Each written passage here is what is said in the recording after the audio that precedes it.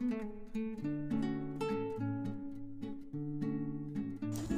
Guys, இன்றைக்கி நான் வந்து மஷ்ரூம் பெப்பர் ட்ரையாக பண்ண போகிறேன். இது ரொம்ப நல்லாயிருக்கும்.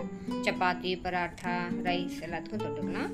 வாங்க பார்க்கலாம் எப்படின்ட்டு. அதுக்கு வந்து ஒரு பெரிய ஆனியனை இந்த மாதிரி சாப் பண்ணி வச்சுக்கோங்க. ஒரு பேக்கெட் மஷ்ரூம், அப்புறம் வந்து ரோஸ்ட் பண்ண பெப்பர், அதை மிக்சியில் க்ரஷ் பண்ணணும். அப்புறம் ஒரு 5-6 பூண்டு பல், ஒரு 2 இன்ச்சு இஞ்சி, இதையும் நம்ம க்ரஷ் பண்ண ரொம்ப அரைக்க வேண்டாம். மஷ்ரூம் இந்த சைஸில் வெட்டிக்கணும். இப்போ வந்து ஒரு கடாயை சூடு பண்ணி அதில் வந்து ஒரு 4 டேபிள் ஸ்பூன் பட்டர் விட்டுக்கணும். பட்டரை மெல்ட் பண்ணிக்கணும். பட்டர் நல்லா மெல்ட் ஆனதுக்கப்புறம் அதில் ஒரு 1/2 டீஸ்பூன் சோம்பு போட்டுக்கோங்க. தேவைப்பட்ட நம்ம பிரிஞ்சி லீஃப் இருக்குல்ல, பே லீஃப், அதுவும் ஆட் பண்ணலாம். இதெல்லாம் பொரிஞ்சதுக்கப்புறம் நம்ம இந்த ஆனியனை போட்டு நல்லா வதக்கணும். இப்போ உங்களுக்கு ஆயில் நிறையா தேவைப்பட்டுச்சுன்னா நீங்கள் பட்டர் எக்ஸ்ட்ரா விடலாம். இப்போ வந்து இந்த பெப்பரை க்ரஷ் பண்ணி வச்சாச்சு. பெப்பர் வந்து ஒரு டேபிள் ஸ்பூன் நிறையா இருக்குது.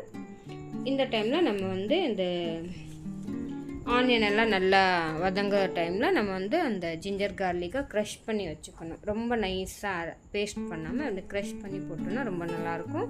இப்போ இது எல்லாத்தையும் போட்டு இந்த டைமில் 3-4 பச்சை மிளகாய் போட்டுக்கோங்க. காரத்துக்கு இது தான் நம்ம போடுறோம், வேறு எதுவும் மிளகாய் பொடியெல்லாம் போடல. அதுக்கப்புறம் ஒரு 1/2 டேபிள் ஸ்பூன் உப்பு, 1/4 டீஸ்பூன் மஞ்சள், இதெல்லாம் இப்போ நல்லா வதங்கினதுக்கப்புறம் நம்ம ஒரு பேக்கெட் மஷ்ரூம் இருந்ததுலேயே அதை இதில் ஆட் பண்ணணும். இந்த டைமில் நம்ம பேபி பொட்டாட்டோ பாயில் பண்ணி வச்சுருக்கோம். அதை அதோட தோல் உரித்து நல்லா கட் பண்ணி அதை இதில் ஆட் பண்ணணும். இந்த மாதிரி ரொம்ப நல்லாயிருக்கும். இப்போ இதை நல்லா கிண்டி விடணும்.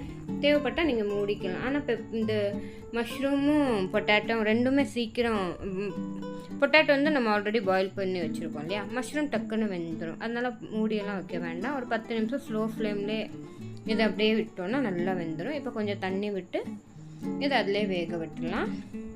இந்த டைமில் நம்ம வந்து பெப்பர் பொடி பண்ணி வச்சுருந்தோம் இல்லையா, க்ரஷ் பண்ணோம் இல்லையா, அதை ஆட் பண்ணணும். ஒரு பெரிய table spoon pepper, 1/4 teaspoon jeera powder.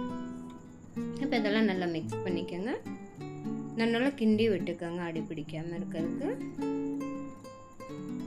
பாருங்கள், கலர் மாதிரி மணமாக இருக்குது, சூப்பராக இருக்குது. இந்த மாதிரி ட்ரை பண்ணுங்கள். இதுக்கப்புறம் இதில் நம்ம வந்து கொத்தமல்லி, கருவேப்பிலை எது வேணாலும் நம்ம போட்டுக்கலாம். கசூரி மேத்தி இருந்தாலும் ஆட் பண்ணால் இதெல்லாம் ரொம்ப நல்லாயிருக்கும். இதில் ஏதாச்சும் ஒன்று போட்டுக்கோங்க.